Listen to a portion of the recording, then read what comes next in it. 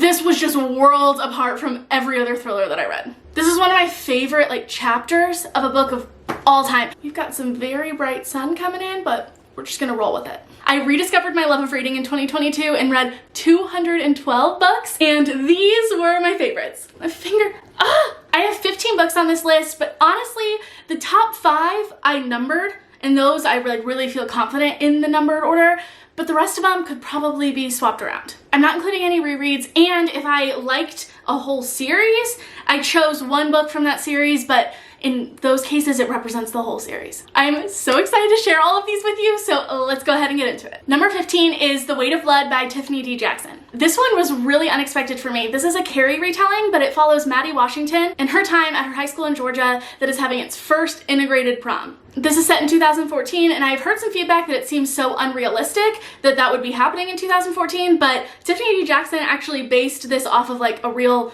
Newsline article that a high school was doing this in 2014. I have never read Carrie or watched the movie, but I knew the idea of it and what happens. But for me, after reading this book, I have no want to consume any of that content. This was enough for me. Maddie's father taught her to hide her blackness at all costs so she could pass as white in this town, until one day during gym class it unexpectedly rains, everyone finds out that Maddie is biracial. And it really just kind of spirals from there. This book does such an amazing job highlighting just how pervasive racism is in our society and in the structures that exist. There is a true crime podcast element to this, so I've heard that the audiobook is really good. Whenever I do a reread, and so that I can annotate this, I want to listen to the audiobook as well. Tiffany D. Jackson is quickly becoming one of my all-time favorite authors, and whether you've read Carrie or not, I highly recommend. Number 14 is The Girl Who Drank the Moon by Kelly Barnhill. I believe that this was actually one of the first books that I read in 2022. It's a middle grade book that follows the storyline where the people of the Protectorate leave a baby behind in the woods every year as an offering to the evil witch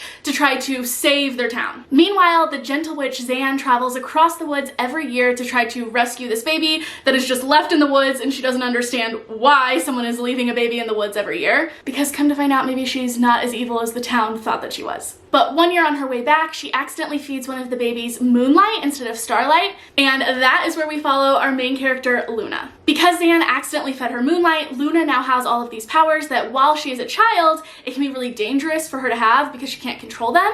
So Zan raises her in the woods with this amazing swamp monster and her little baby dragon, and they all just work together to protect Luna. There's also an amazing side story that talks about grief and our assumptions about people in the world, and I just so quickly fell in love with this story, mainly for the characters. On a very different note, we have number 13, which is Just Like Home by Sarah Gailey. First off, this cover, stunning. I just bought this book used. I need to take the sticker off. Come on. Now, I know that a lot of people ended up not liking this book, and I will say it's weird, okay? Point blank. It gives the vibe of a haunted house story, but it's not quite that. After a long estrangement, we follow our main character, Vera, who is going back to her hometown where she was raised by her mom, who she has a contentious relationship with, and her dad, who was a serial killer. She's forced to confront her memories of that time, the love that she has for her dad, while also the knowledge of all of the terrible things that he did, and try to navigate her relationship with her mother along the way. This is told in dual timelines of present day, and then we kind of flash back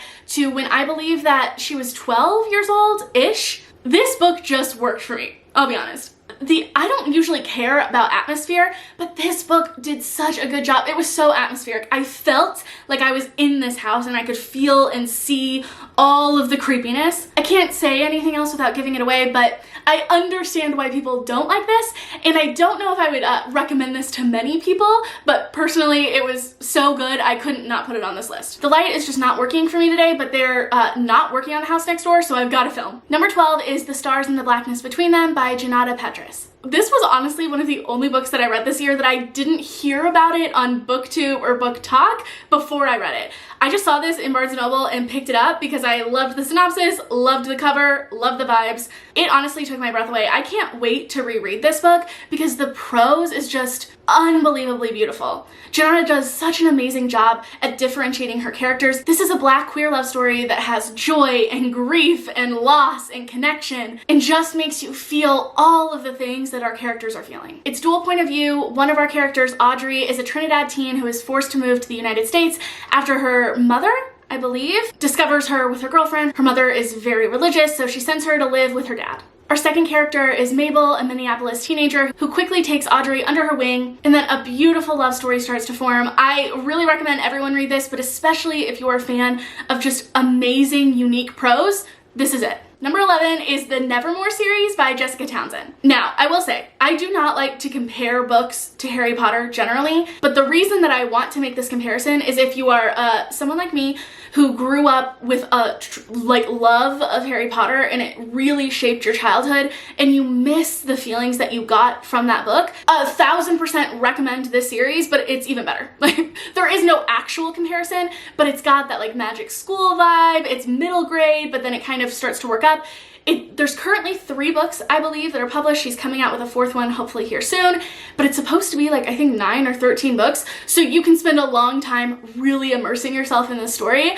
This story follows our main character, Morgan Crow, and she is a cursed girl born on Eventide who is destined to die on her 11th birthday. Except on that night before her birthday, Juniper Thorne comes and swoops her up and takes her off to Nevermore because he has chosen her as his tribute to like be a part of, compete for a spot in the Wondrous Society. Being a cursed child, Morgan was really used as a scapegoat for this town. She had to like write apology letters to like a neighbor whose garden didn't, I don't know, grow or thrive that year. She's blamed for like every little accident that happens. In this whole series, it's just so magical and whimsical. I'm including the first book because honestly, this is still like one of my favorites, but I think that the series so far is super strong and there hasn't been a single book that I haven't loved and given 4 or 5 stars. And I'm just so ready for the next book. It was supposed to come out in October and it didn't. Now we are working our way into the top 10, starting off strong with House of Hunger by Alexis Henderson. This book. This follows Marion Shaw, who was destined to live in poverty until one day she sees an ad in the newspaper for a blood maid. And within the next couple of days, she finds herself traveling to the House of Hunger, where she becomes the most recent blood maid to Countess Elizabeth. I've seen from a few reviews that people went into this expecting like a vampire sapphic romance with horror vibes. That is not how I would describe this. I think about this as just an incredible portrayal of class systems, unhealthy and abusive relationships, the way that Alexis Henderson was able to depict being love bombed and gaslit and that feeling of wanting to be wanted by someone so much and them giving you and removing their attention whenever it works for them is just absolutely amazing. I haven't read Alexis Henderson's other book, The Year of the Witching, but I'd heard such amazing things, so when I was reading this for Kayla's book club, I was so excited, but I didn't expect to love it as much as I did. Number 9 on my list is Confessions by Kanae Minato. I want to own a copy of this book so that I can annotate it, but I cannot find one anywhere. This was actually the first book that I read for the Literally Dead book club, Kayla's book club that I was just talking about, and it was such a good way to start. I feel like the less that you know about this book going into it, the better. So I don't want to say a lot because I don't want to give anything away. I'll just say this is a wild ride, okay? That starts off with a teacher giving one last final lecture to her class before she retires, quits, goes away. In the story, she reveals some secrets about a couple of students that just kind of propel the plot from there and turn everyone's world upside down. There aren't really chapters in this book. It's split up into 4 or 5 sections and points of view, and each section has a bigger plot twist reveal every single time. Just when you think that it can't get any more wild, it does. I started reading this last minute for the book club when I decided that I wanted to try to join it, and I believe that my library had an ebook copy of it, and I stayed up all night to finish it. And as someone who read a ton of thrillers last year, but none of them other than this one made it on to my top books, this was just worlds apart from every other thriller that I read. Number 8 is Skyward by Brandon Sanderson. Now, this was my intro to Brandon Sanderson. I've always loved fantasy books, but I've always loved YA fantasy. And toward the beginning, middle, even kind of toward the end of the year, I was really intimidated to get into adult fantasy, and I kept hearing people talk about Brandon Sanderson, but I was worried that he wasn't gonna live up to the hype, and then also he just wasn't gonna be for me, or the stories were gonna be too complex, even though I had heard that he's a good intro for beginners. I was just kind of worried. So I thought that I would start off with his YA book, Skyward, which is more sci-fi than fantasy. And let me tell you, I was hoping I would love this book, mainly because it had such amazing reviews, but I didn't expect to love it this much. This is the first book this year that made me laugh out loud multiple times. I know a lot of people find our main character, Spensa, to be a little bit too much, but I loved that. I loved how too much she was. She felt like an authentic teenager. I should probably tell you what it's about before I go raving about it, but this book follows our main character, Spensa, and she desperately wants to be a pilot, and she wants to prove herself because a few years ago her dad was a pilot, but he was labeled as a coward for abandoning his fleet during one of their missions. Spensa knows in her heart that this is not true, that her dad wouldn't do something like that, so she wants to not only prove herself, but also to write her dad's legacy. This is just so much fun, but it also tackles real topics. Brandon just knows how to write. He knows how to write good characters, he knows how to write a plot, he knows how to keep things moving along. I have absolutely loved this series. I still have to read Cytonic, which is the third one, and then I believe there's another one coming out. I thought it was a trilogy, but I guess not. But I'm good with that because I love Spensa and I love this world. I don't think I said this. It takes place like in the future when humans were forced to like retreat to this planet. Detritus, I believe that's how you pronounce it. So they're now living on like Detritus. They're not living on the Earth. It's sci-fi. It's in the future. They're in space. Okay. Also, can we just take a second to love on Nat covers and floppy paperbacks? Amazing. Number 7 on the list is the only graphic novel that I have, which is Heartstopper by Alice Oseman. I'll be honest with you, I'm not a huge fan of graphic novels. I thought that I was. Every other graphic novel I've read I haven't been a huge fan of, but Heartstopper stole my heart. This follows the love story of Nick and Charlie, and it is just filled with young queer joy. This is something I wish that I had in high school. As someone who's bisexual but did not really come to terms with that until I was in my later teens, watching Nick's story and how that is portrayed is just amazing and so healing, and I love this series. You can read it for free online. If you're not really into graphic novels, the Netflix series is amazing as well, but it's just so cute. The drawings are like really simple. I love it. Number 6 on my list is my only nonfiction for the year, which is In the Dream House by Carmen Maria Machado. This, you can tell, the tabs, it's a memoir, but it's the most creatively written memoir I've ever read. It's told in vignettes as Dream House as. So Dream House as A Road Trip to Everywhere, Dream House as Appetite. As someone who recently left a queer abusive relationship, the way that Carmen portrays her time in this relationship with her girlfriend, the process of trying to leave it, there is this one chapter in here called Dream House as Choose Your Own Adventure. This is one of my favorite like chapters of a book of all time. I cried, bawled my eyes out reading this. It just so accurately portrays what it's like to be in an emotionally abusive relationship. And the conversations that we have around talking about abusive relationships in the queer community, why it is pushed under the rug, the history of it, absolutely incredible. I already bought her other book, My Body and Other Parties, I believe, and I'm so excited to read that one too. Now we're going to get into my top 5 favorite books of the year. These, I would say, are like numbered order. Like I feel very confident in the order that I have put them in, and I cannot wait to talk about them. So number 5 is The Cabin at the End of the World by Paul Tremblay. This one was my introduction to horror that not a lot of people like, but I love. The beginning of this book starts off with 7-year-old Wen, and she is at a vacation cabin with her 2 dads. They're out in the middle of nowhere. She's sitting in the lawn looking at grasshoppers when this very large, strange man just appears out of the woods, comes and sits down to play with her and look at the grasshoppers. He's talking to her, but then things get a little weird because some other people come out of the woods and they're carrying very strange weapons. And the man, Leonard, tells Wen that she needs to go inside, tell her dads that they need to let the strangers into the cabin, and reminds her that nothing that is about to happen is her fault. From there, we're just taken on this wild ride. It's very isolated. This whole book happens within the span of like less than a day. I understand why people don't love it because it does have a very ambiguous ending. If you are someone who does not like ambiguous endings, you want all of your questions to be answered, you're not gonna like this book. But I picked this up on a whim just because I was looking for short books for like readathon that I was doing. So I picked this up from the library. It makes me, like, reading it, I literally wanted to like throw the book across the room, but in the best way possible. My goal this year is to read more from Paul Tremblay because I just absolutely love this book. I ended up buying myself a hard copy of it so I can go back through and reread and annotate it. All of these that are in my top 5, I can pretty confidently say are going to end up being some of my all-time favorite books. My reading taste evolved a lot over the last year. I'll put up this graph that I have on Storygraph of like the moods of my reading, and you can see at the beginning of the year I was reading like a lot of middle grade and happy books because I thought that that's what I'd be into, and then it like quickly goes down. We get into like real dark and deep moods, and that feels about right. But number 4, of course, we have Middle Game by Shauna Maguire. Oh my god.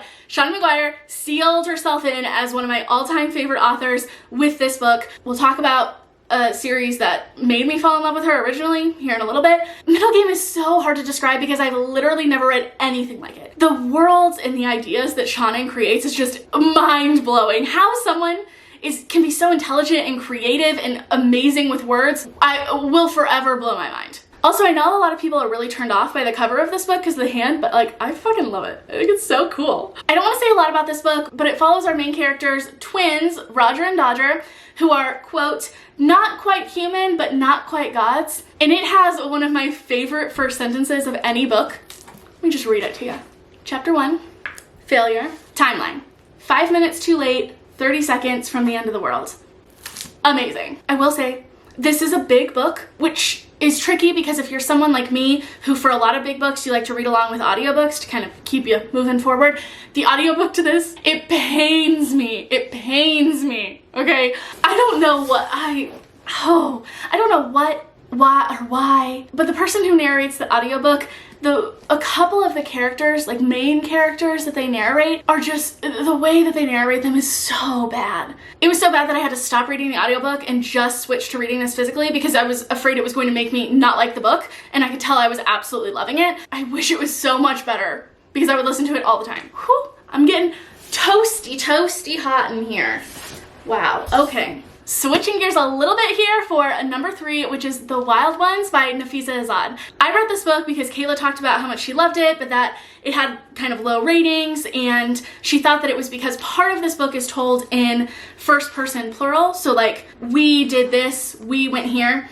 And that is from the perspective of the collective Wild Ones. We also follow our perspective of Paley, the original Wild One. And this book was just so beautiful and breathtaking and captivating. It follows this group of the Wild Ones, who is a collective group of women who have been through trauma, whose lives and freedom and bodies were stolen from them, and they are taking back that freedom and their bodies, and they're using their magic to help go and save other people as well. And then one day Paley comes across a boy with stars in his eyes, and they find out his fate is really connected to theirs, so they go on a magical mission to save him and themselves, and it is just gorgeous. I didn't mind the like first person plural parts at all. If you're someone who that typically bothers you, it might in this book, but I just so recommend this.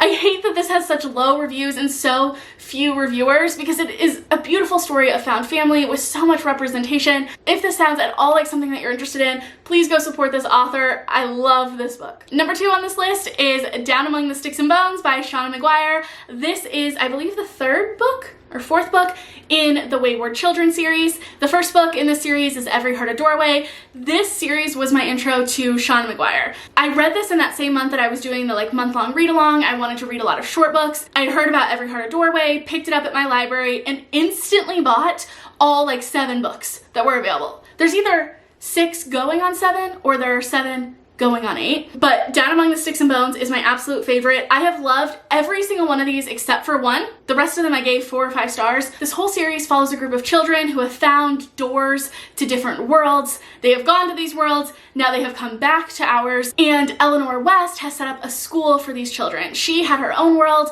she knows what it feels like to be lost in ours, and she wants to support these children, give them people who understand what they are going through, because a lot of them miss being in their worlds. Some of them are waiting to be able to find their doors again so that they can go back. Some of them know that they're never going to be able to go back, and they're just dealing with having to live in this world that feels so out of place for them. It is magical, but there's also a lot of horror elements to this. It follows a lot of kids, but it's not a kid's book. It is an adult book. And the whole balance between character development and fantasy and horror just works perfectly for me. Down Among the Sticks and Bones specifically follows the story of twins Jack and Jill, who we do meet in the first book, Every Heart a Doorway, when they find their door, and it is a Frankenstein / Dracula retelling. After I read all the books in the series, I wanted to read another Shauna Maguire book to really seal in her being my favorite author, because I was worried it was just the series that I loved.